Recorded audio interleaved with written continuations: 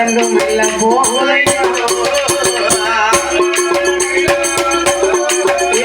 பார்வதி நகர்ந்தும் மெல்ல போகுதம்மா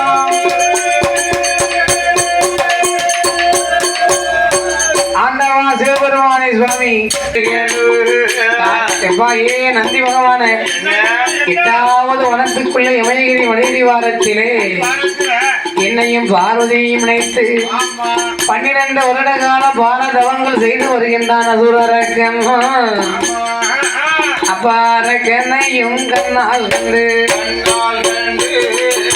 அழைத்து வர கைலாசுவாமி பகவானும் சொன்ன போது நந்தி தேவன் பகவான அரக்கன அழைப்பதற்கு முடியாதையா ஐயா முடியாதையா உங்களால முடியாதையா ஐயா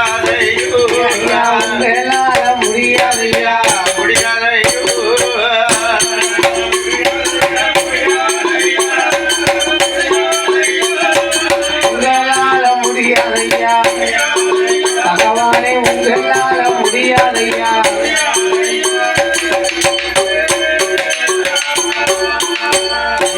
மூவனால முடியாதையா முத்தனால முடியாதையா பகவானே ஆண்டவா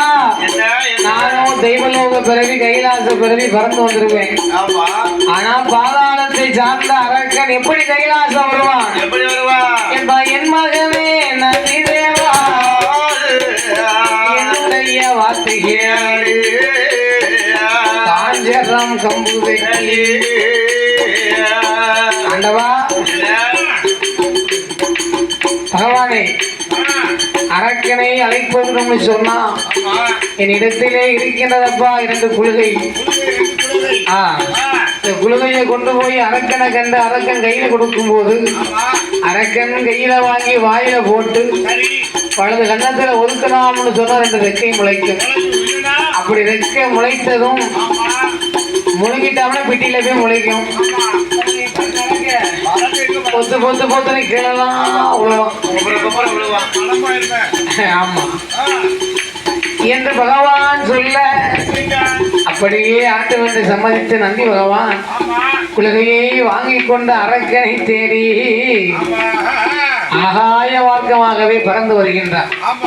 அப்படி பறந்து வரும்போது ஒரு பாட்டு படிச்சுக்கிட்டே வர அப்படி படித்தா தெரியுமா எப்போ காண்பேனோ அரக்கனை எப்போ காண்பேனோ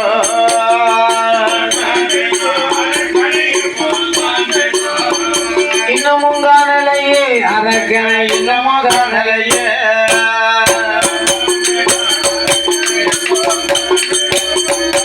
இன்னமும் காணலையே அரக்கனை இன்னமும்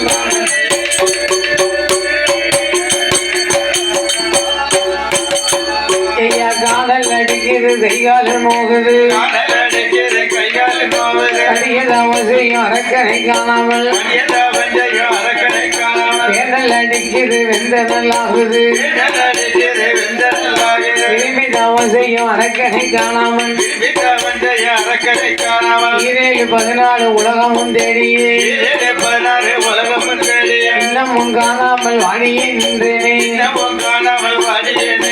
எப்போ காண்பேனோ அரக்கனை எப்போ காண்பேனோ இன்னமும் காணலையே அரக்கனை இன்னமும் காணலையே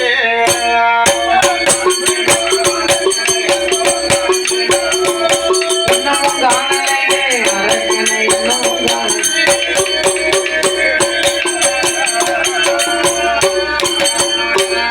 கொம்புரண்டும் தங்க நிறம் கால் குழம்பையிட்ட வெள்ளி நிறம் நெற்றி சுட்டி விடிவாள் என்று அரக்கனை தேடி ஆகாய மார்க்கமாகவே பறந்து வந்து 8வது வனத்தில் யமகிரி மலை அடிவாரத்தில்